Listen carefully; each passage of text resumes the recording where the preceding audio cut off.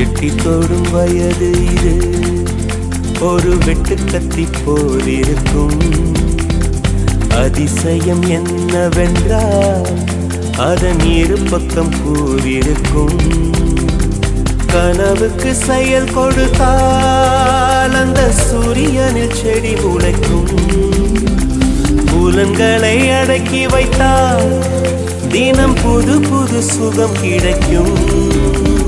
காலில் குத்தும் வாணி உன் ஏடி என்று காமி, பல இன்பம் மல்லி சேர்த்து ஒரு மூட்டை கட்டி வாணி வாணி.